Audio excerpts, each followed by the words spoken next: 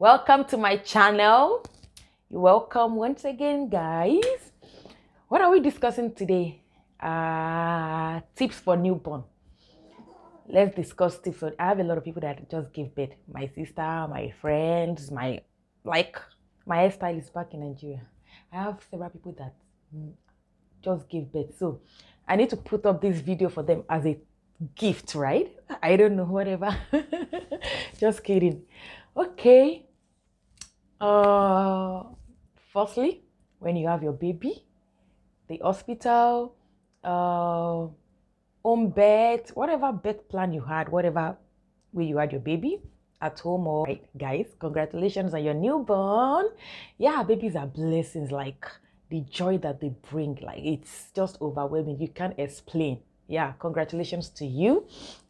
The first thing I will advise is that skin to skin. Yeah, it's always good to have skin to skin. That's my baby. I'm telling you guys, congratulations. Yeah, the first thing is skin to skin. It's good to have skin to skin. What do I mean by skin to skin? Like you place your baby like their bare skin, no clothes, on your own bare skin too. So on your chest, you place your baby there for skin to skin, and it's very good. Like the first few hours and few weeks of having your baby. I think I did mine for about 6 weeks. Yeah, 6 weeks.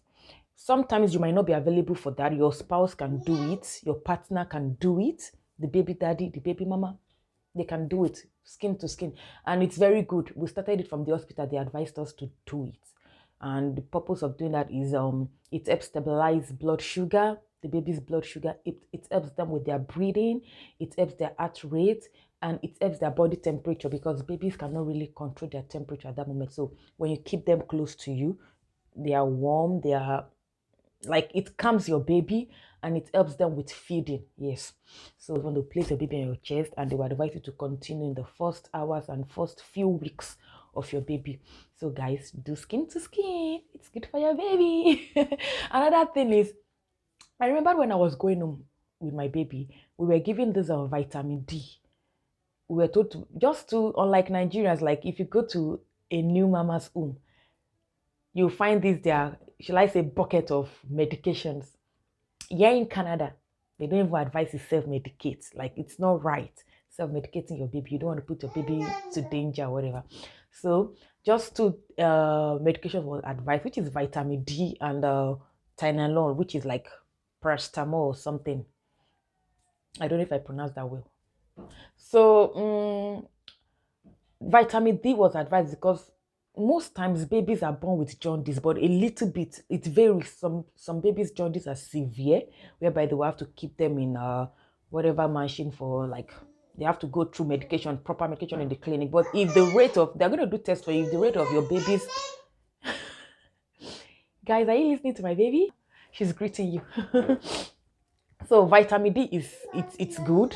We were giving vitamin D, like we should give our baby. But you start vitamin D when your baby is 2 weeks. Yeah.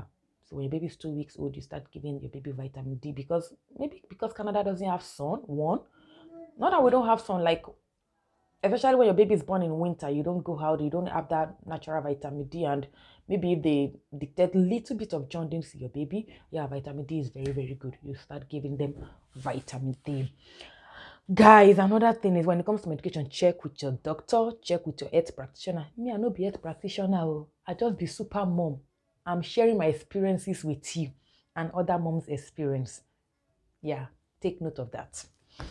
Yeah, you feed babies. Another thing is feeding your baby 2 to 3 hours intervals. Do you know babies feed a lot? When I had my baby, they said, babies' tummy are like cherry. They are so tiny. So that is why you need to feed them all the time, because they cannot have a lot in them that would sustain them for a longer period of time. So you have to be feeding them 2 to 3 hours interval, guys.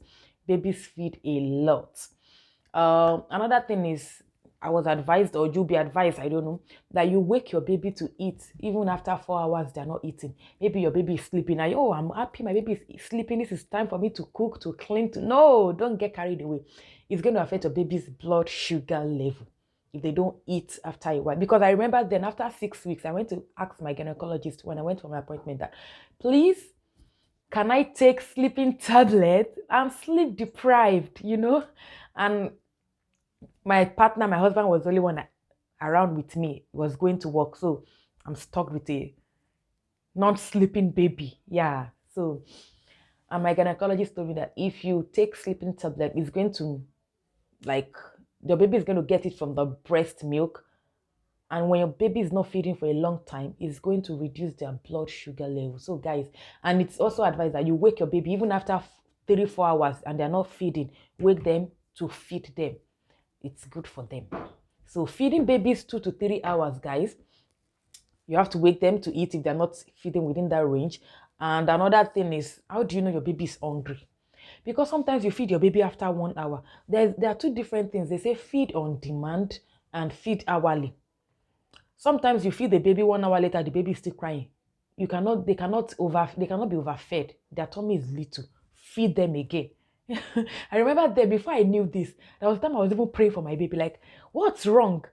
What is tapping your milk? Like, am I feeding 3, 4, 5 babies? I just fed you. Why are you crying? Why are you? So when I went to the clinic, they said it's normal. Especially when they're in their sprout stage. They call something sprout stage. We'll discuss that later, guys, not in this video. So there are some stages where your baby feed more. And one of their sprout stages around 6 weeks. Like, because they want to grow, they tend to feed beyond what you even think of. You are just thinking, why is my baby eating? Yes, they're going to eat at some stages. So feed them, guys. Don't make them, or don't say I fed you 2 hours ago. Why are you crying? So there are sometimes you feed hourly, sometimes you feed on demand. How do you know your baby is hungry? There are signs to know that your baby is hungry. Number one, they lick their lips, and sometimes they are staring, they are turning necks, like looking for bottles or breasts. So those are signs to know that your baby is hungry. Another thing is they have closed fists. Yes, babies have closed fists.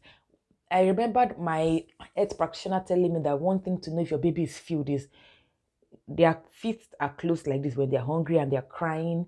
So when they are filled, what they told me then, I can't forget that word. They told me that feed her till she's drunk.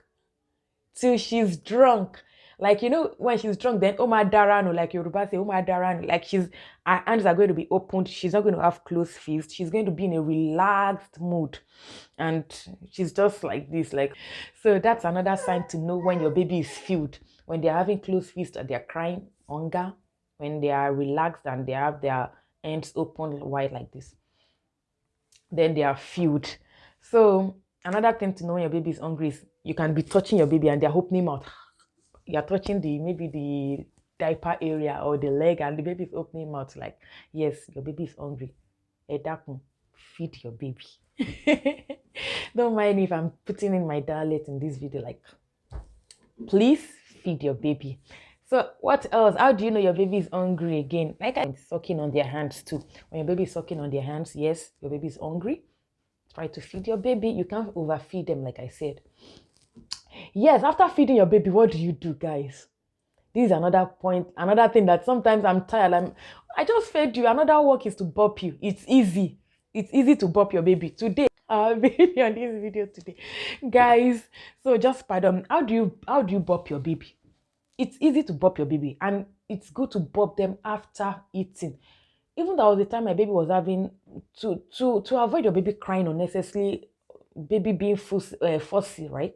You need to burp them even intervals. Why feeding at intervals? Well, you know that your baby is sucking and she has sucked for a long period of time. Please burp her before she continues, whether she's breastfeeding or she's bottle feeding. Burp at intervals, and most importantly, after feed. Try to burp your baby. And it's easy to burp your baby. So you hold them at this side, like somewhere close to their ear or their jaw not touching their ear anyways. So hold your baby like this, and you pat them gently. Don't beat your baby, don't don't smack your baby, just gently. You pat them around the not the neck region, but somewhere close to the diaper, the back, somewhere close to the diaper or the back, somewhere like this. You get, guys? So you tap your baby, you rub your baby, whatever works for you, till you hear them burp. They'll burp, you hear brrr. So, and when your baby eats heavily, then their burping too has to be, the sound has to be heavy. So it worked for me. Sometimes I don't know, my baby just keep crying, and when I start, like, if I feed her, after a while I burp her, then she continue eating. Then it helps her when she's after she's filled up, she doesn't have trouble. Like, you know, it's gas, because sometimes when they're feeding through bottle, and it's also good that when you're feeding, you get this bottle. Oh, what do they call this bottle stuff? I'm going to show you in the course of this video.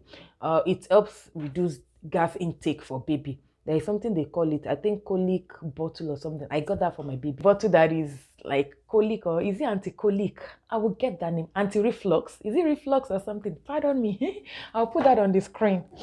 That's about burping your baby. Another thing is, how do you know when to, there is something they call diaper chart. When you have your baby new, they will tell you that a day-old baby should have a poop diaper, and when they are 2 day old, they should have 2 poop diaper. I'm going to put a diaper chart in this video. It's going to help you a lot, because then they were always telling me to take record. When they call me, they'll ask you, how many how many poo soy diaper have you seen today? I'm going to tell them. How many wet diaper have you seen today? I'm going to tell them. So it's always good, so that you know if they are healthy, their digestion, their everything is going on fine. So you need a diaper chart, which I'm going to put on this I'll put in this video. It's going to help you to monitor your baby, the way they are eating and the way they are passing out their waste products, right? So guys, another thing is the umbilical cord. How do you clean the umbilical cord? That navel area, you know, that navel area. Then I was told to clean the umbilical cord with, we call it is this spirit in Nigeria? I think that's what they call it, spirit, that liquid. Here we call it what do we call it? I'll put that in the screen. I've forgotten. So we use that to clean. You just dip your cotton wool or your cotton board and use it to clean the area lightly. Another thing is you can just dab like warm water. You can put a towel in warm water and just squeeze it on top. You don't need to, it's not much treatment, and the umbilical cords fall off, I think, within 1 to 4 weeks. It varies from baby. I think my 4 weeks, I mean, it's going to fall off. And the cleaning is just something, just try to keep the place clean. Don't let dirt or anything. And when you're using their diaper too, when you want to wear them diaper, make sure that the diaper is not touching that spot. There's a way you're going to fold your diaper. Even some newborn baby's diaper comes with that area trimmed off already, and there's a way you're going to fold your diaper that is not going to touch that place. You know, you don't want them to be sore or put them in pain, guys. So the umbilical cord, you can just clean it with warm water and with spirit, or if I get what we call it, I've forgotten what we call it. So you can clean it that way. Another thing is, it's okay if you are seeing some liquid or whatever, like, it doesn't have to be, because then I think I saw pus or blood when I took it to the clinic. They said it's fine, it could be like that, since it's not excess, and just try to clean it and make the place very clean. Yes, that's about umbilical cord. But if yours is something else, or you think this is not normal, please call your doctor. Take your baby to the doctor. Your baby needs to be checked. Another point, guys, about tips for newborn is swaddling your baby. Do you know swaddling baby makes them sleep? You want to keep your baby tight and snuggled, like you want them to have that womb feeling. You know, when you swaddle your baby, they don't snap out of sleep. Sometimes when you close the door, sometimes even without any noise, babies snap out of sleep. So when they snap out like this, they are awake. But when they are swaddled, they can't really snap out easily, you know. And how do you swaddle your baby, guys? I don't know if I'm going to be able to show you how to swaddle baby properly in this video. I would advise that you watch another video on how to swaddle your baby, because my baby is almost a year. It's not right. You don't even swaddle baby when they are over 2 months. It's not right.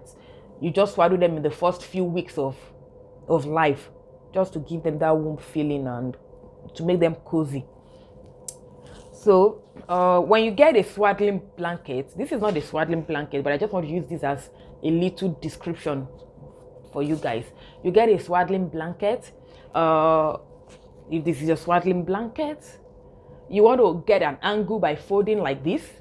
So you get an angle this way. Did you get that now?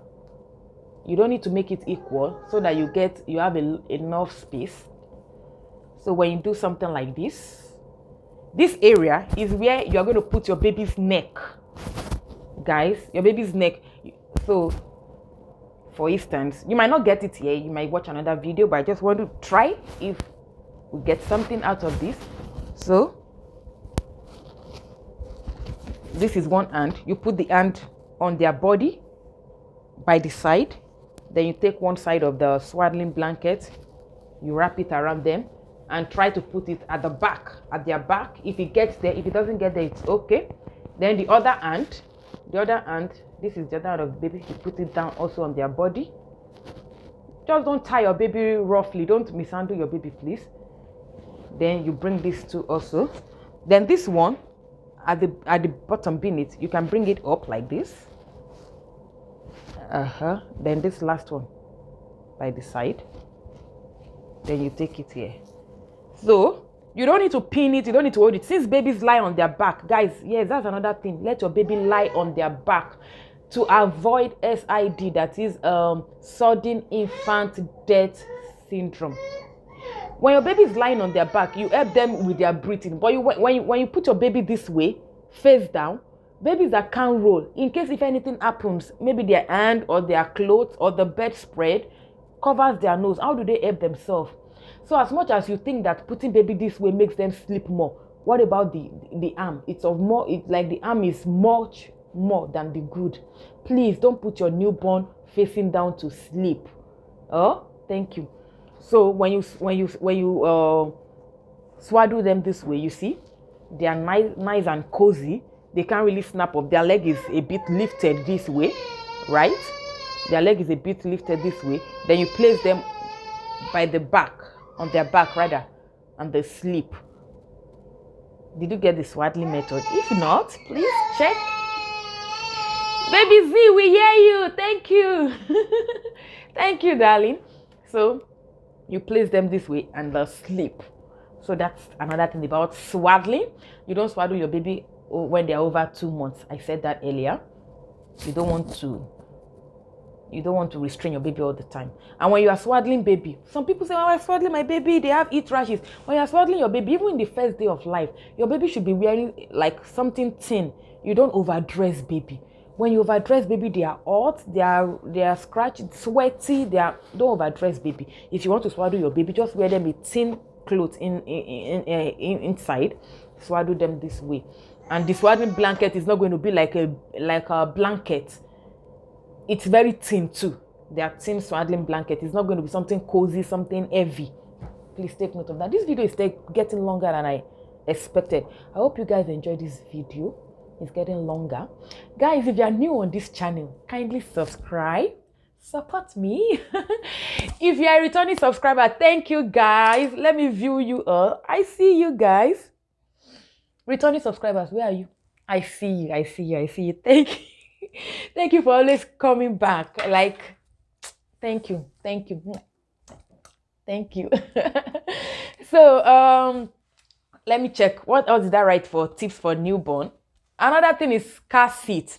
Guys, car seat here in Canada or in Western world is lawful. Like, is lawful. It's not something you get maybe when I have money. It's not luxury. It's not if you want or if you wish. Your baby has to be in the car seat. No reason will your infant, even till 3 years, 4 years, they have seats for several stages, for several kgs, like whatever weight your baby is, age, weight, height, there is car seat for them. I think before a baby can sit, they have to be, even sit in front, they have to be above 12 years, right? And before they can sit by themselves in the car, they have to have certain kg and certain heights. I could put the chart in this video also for you to know what to look out for. Another thing is your baby needs car seat. It's good, like it's for their own good, accident wise, safety wise, everything is good for you to have a baby car seat. Then I think when you're going to the clinic, hospital, it's mandatory you come in with a car seat. That is the only means you can use to take your baby out of the hospital and even within the city or whatever, whenever you're driving. So there is a way you put on your car seat. Where do people put the car seat? Where is the most appropriate place to place your baby's car seat?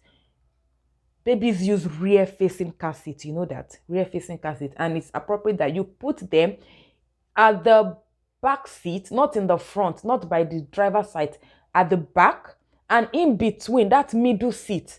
That is the appropriate place to place your baby's car seat. The middle space at the back. Thank you. So what else do I have here? Yes, I'm talking about dressing of baby. I said dress baby properly according to the weather, one. And two, it's advisable that you wear unzies for baby. You know, these unzies or baby clothes that you can easily zip up, not wearing skirts, shorts, top, like just a dress, onesies or zippers, whereby if you want to change their diaper, you don't need to put off their whole clothes. You can change their diaper from the zip beneath. So some onesies comes with double zip, one zip up, one zip beneath. So you can easily change their diaper and they are not waking up. You are not moving them around. You are not putting off several clothes before you can change their diapers or before you can bathe them. Even it's okay so that you can sleep back and your baby also can sleep back. You want to make their diaper change time very, very fast and easy for both mamas and baby. So another thing is nothing should be touching the umbilical cord. That's why onesie is just a one cloth. You don't need to be wearing several layers so that your umbilical cord diaper is not there. Short, skirt, tops, all those things are not affecting that area. Another thing is when you dress your baby properly, then their temperature is checked. When your baby is wearing so much clothes, they're going to be hot, they're going to be warm, you know. So you want to do proper dressing for your baby. Yeah, what else do I have on my notes? Yeah, baby should sleep on their back. I said that. You will know when it's time for tummy time. When I went for my 4-month appointment with my baby, I was asked if I started tummy time. I'm like, what is tummy time? I just did hear tummy time. Tummy time helps your baby to strengthen their back so that they are ready for crawling, they are ready for sit up, they are ready for standing and a lot of things. So at 4 months, they asked me how many hours of tummy time do I give my baby. That means I ought to have started tummy time maybe around 3 months. And at 4 months, I had not done tummy time for my baby. So guys, wait for tummy time before you start putting your baby this way to sleep. You can start that maybe around when your baby can turn. When your baby can turn easily and they can help themselves. So I think that's the basis. Yeah, another thing is, what are the do's and don'ts for babies? Like I said, some things I said earlier are things you should do for your baby. Do's and don'ts: bathe your baby often. I think I've said that in previous videos. Yes, sometimes you just wipe your baby, put a napkin in the water, warm water, and just wipe them, bathing them all the time with soap, with sponge. At that time, you are washing off their tops oil, or you are just taking away all those moisturizing, whatever, chemical, hormones. You are altering their moisturizing skin. You understand me? English, I'm not a medical doctor. I'm just a super mom. So sometimes I might not get it right. You get it right by understanding me. So do not shake your baby. Guys, why do you shake baby? Why do you shake your baby? Why would you be shaking baby? Do not shake your baby. Are you trying to reset them? They said it could affect their brain. It could cause brain damage. Africans, you shake your baby. Don't shake your baby. Don't reset their brain. It's not good, guys. Don't shake baby. Yeah, do not stuff things in your baby's crib or bassinet. Your baby's crib or bassinet, you put blankets, you put teddy bears. What's happening? Is the crib for the baby or for clothes or whatever? It's not advisable, guys, to stuff your baby's crib or bassinet with other things. You don't want them to choke to death. You don't want things blocking their airways, their nostrils and everything. Please, just your baby and the bassinet. Thank you. Oh, do not introduce pacifier to your baby if your baby isn't latching well. Yes. It's even advisable that you use your hand instead of pacifier in the early weeks of your baby. When your baby is trying, I learned that because my baby was taught to latch properly. So it's not advisable that you start introducing even bottles or pacifier. If you know you want to breastfeed, just help them with your hand or something. Yes, I remember they were asking me to put my hand in baby's mouth instead of pacifier or bottle at the point whereby we are teaching her how to latch. So if your baby is not latching properly and you want to breastfeed, don't start introducing pacifier early. Did you get all that point? Oh my goodness, this video done long, guys. I hope you enjoyed this video. Tips for newborn. Congratulations to new mamas in the house. I'll see you in my next video. I love you all. You are a super mom. You are a super dad. Keep the good work going. Bye. Zion, say bye to everyone. I hope you guys enjoyed my co-host behind the scene or behind the camera. The one doing ta ta ta ta pa pa pa pa. Bye guys.